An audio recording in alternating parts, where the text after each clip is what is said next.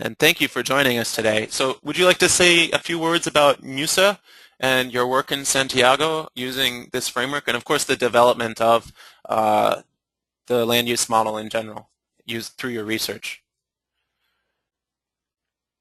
Well, yes, thanks a lot for all the people there for hearing me.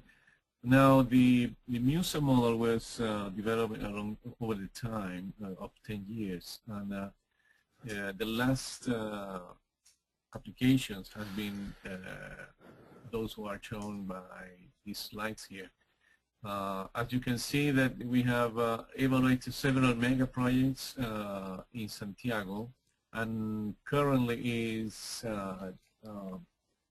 software used for the large projects that have been assessed for future investment. Now, apart from evaluation, we also have done some work on optimal policies, which means, for instance, find policies that minimize transport costs, as is mentioned here. In this case, the policies were to provide subsidies, location subsidies that would minimize, subsidies would relocate people in order to minimize transport costs. Now, the idea is that to do that in the context of people react to subsidies and do what they want to do, and they actually behave independently. But at the end of the independent decisions of all the people, the result of the equilibrium in the market is that people is allocated, minimizing transport costs. The similar thing is minimizing emission, which is in this case minimizing cost of traveling for all purposes, as compared to the previous one, which is only for transport to schools. So that's a brief introduction to these transparencies. And you can see here is a map of the city that is divided into zones. It's not actually the modeling zone, but this is the way the city was divided to analyze, to divide the transport system, the BRT system. So you can see that each area has a color, and a company is actually operating this area. So this study shows how the new BRT system would, which is the first one in the evaluation of mega projects. So how would this structure of the BRT would produce benefits in the overall system in the long term? So in the lower graph here, you can see that there are distribution of benefits for each year. On the colors means income groups. So the upper yellow one, it's the richest group. Then it goes down to the red one, which is the poorest group.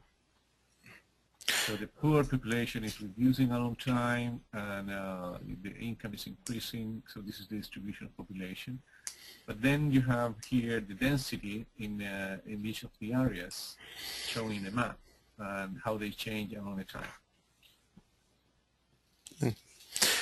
Thank you so much, Dr. Martinez. Thank you. And will you stay on the line to be available to answer questions about the theoretical development of the model and some of the research and development work you did as well? Yes. Thank you so much. Yep, thank you. Sorry about the technical difficulty. Thank you so much for participating. Okay, and so continuing on, so that model, obviously, the MUSA model, was developed, before any of this integration with Cube was actually established. So some of those studies were not actually done using Cube per se. It's just sort of MUSA, which is basically the same framework as CubeLand.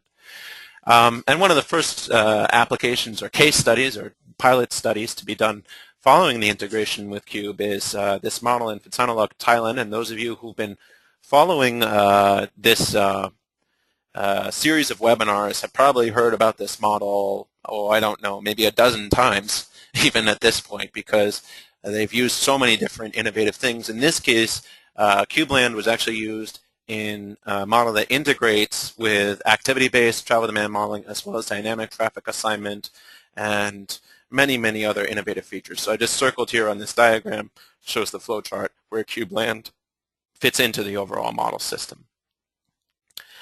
And next, one of the first models to use CubeLand in North America is the Montgomery Integrated Land Use and Transportation Model, which is the result of a research partnership that's actually been ongoing since 2006 between the Montgomery Area MPO, the Alabama Department of Transportation, and Dr. Michael Clay at Auburn University, who has a broad and rich experience with a wide variety of land use models, including CubeLand.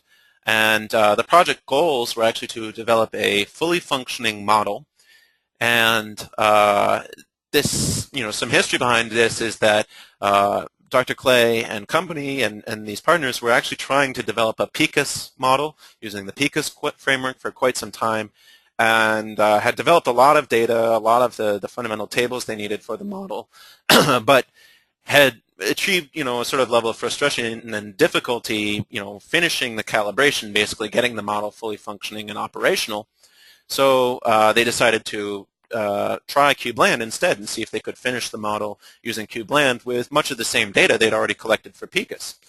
And that process of estimating the model for CubeLand is basically now complete. The project is done, so it is basically up and running, and they're examining the feasibility of implementing the model at other Alabama MPOs. Some of the interesting software features here, of course, the attention to making the user interface user-friendly. And it's obviously in the lower right-hand corner here, we see a snapshot of the scenario-based user interface for actually setting up and running scenarios. But on the top right, you actually see some of the visualizations they've been able to build by disaggregating the outputs of CubeLand using GIS and then visualizing these outputs using 3D modeling in ArcScene and ArcMap. So GIS integration is a big part of this as well, and they're another agency that's looking at using GIS, very heavy-duty GIS implementations to integrate CubeLand with visualization tools. My next case study is similar, although still just in the formative stages at this point. The Fredricksburg Area MPO, or George Washington Regional Commission, has recently moved forward with CubeLand. And this is an agency that has a pretty good past experience with integrated land use travel demand models. Dr. David J.H. Lee, whom you may have seen circulating, Dr. Lee actually did a survey of all the MPOs as far as what travel demand models and land use models they were doing, and developed some statistics about which kinds of models people were building or currently using. And Dr. Lee, of course, has his own model, QSIM-M, which is a Lowry-type model based upon his own research. And he'd been sort of integrating this with the Cube travel demand model in FAMPO area, Fredericksburg Area MPO. But the integration itself was a bit cumbersome because QSIM-M was actually implemented in MATLAB, so it requires some in-between interfaces to go between MATLAB and Cube Voyager, and there's desire for some closer integration. Now, at the same time, in parallel, we have at this agency ongoing efforts in scenario-based land use planning using GIS tools. So the CommunityViz software, which is also based upon ArcGIS, has been used by one of their consultants in public workshops to show sensitivities and impacts of various different land use planning decisions. And so what we're doing is exploring with the entire MPO moving forward, as they move forward with CubeLand, which they selected and purchased, better integration, first of all, with Cube Voyager and the travel demand model, using some of the data prepared in the QSIM-M model, obviously, but also an opportunity to use the inputs from the scenario planning process. And in the past, what they would do with CommunityViz is just sort of generate an economic or socioeconomic table, households and jobs, and just use that as the assumed land use scenario for the travel demand model.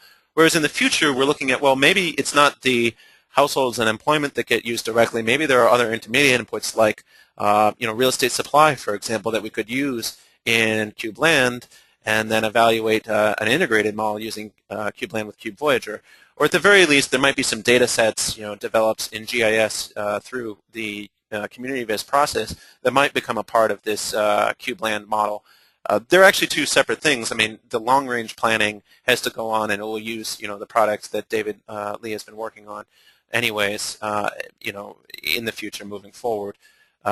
Apart from community viz. I mean, all these agencies are engaged in a lot of different kinds of planning at once. And I should caution this is still in the formative stages and very much a pilot study at this stage. So nothing I say at this slide should be attributed to Fredricksburg Area MPO as official policy or what they're actually officially intending to do. But it's just a sort of summary of my own conversations with them in recent weeks and months. Now, most of these case studies, actually, C-Labs hasn't been very directly involved in the process of building the models. This last one is the most involvement we've had. KernCog in Bakersfield, California, has moved forward with CubeLand. And the background there is, of course, the regional blueprint process in California has created a real precedent for land use and transportation modeling since 2005. Using UPlan, which is a rule-based ArcGIS model developed at the University of California at Davis, which in most cases is used in a similar manner to how I described the community viz exercise, where it's just kind of generating assumed households and employment that are then plugged into a TV plus travel demand model, but without any feedback from that travel demand model then to the UPlan model, because it's not really a capability of the software. There are some new challenges, however, that go beyond the blueprint in terms of requirements, and this goes to famous legislation, Senate Bill 375 and AB 32, which mandate the development of sustainable community strategies that really look at how coordination of land use and transportation plans can be used to reduce carbon emissions and address climate change issues in particular. So, in order to address the requirements of these new legislative initiatives, the models really need to be able to make stable scenario comparisons of carbon emissions and consider economic effects as well. We still have to keep in mind the broader framework of environmental justice and how these land use and transportation policies might impact businesses as well, although it's a secondary concern really to addressing climate change principles. So CubeLand, as I mentioned, in some of the preceding discussion, is really kind of uniquely suited to that type of application. And as a result, CubeLand is being used in a pilot study by KernCog, where C-Labs is actually doing a little bit of work primarily to assess the available data and look at what we can leverage from UPlan using the available GIS resources. And so some of these are shown in the right-hand side here. We have the detailed land use projected by UPlan, and one of the limitations of UPlan is that it actually doesn't do redevelopment. So this gray area shown on this map is actually just a mask in which future year development cannot be allocated. Whereas CubeLand actually can assess redevelopment and does a pretty good job of it, but it does so at a zonal level of geography. So we'll be looking at how to aggregate some of these inputs from UPlan into that zonal level of geography, and one of these is the development attraction or attractor layer information in UPlan, which is, if you think about it, a really rich source of information and data through exploratory analysis that's been done to try to assess what factors at a very detailed level of geography influence development distribution. And rather than sort of reinventing the wheel, at least in this initial stage, and trying to make our own guess as to what attracts development, we have found that it's possible to use geoprocessing analysis in ArcGIS to kind of aggregate that information from this detailed raster layer in UPlan into the zonal layer to be used in CubeLand, and then use that as one of the inputs then to the CubeLand forecasting process. Now, in other areas that haven't done quite as much work with UPlan in the past, basically of all the Central Valley MPOs, CubeLand, or rather KernCog, sorry, has done the most work with UPlan to make it sort of refined and detailed.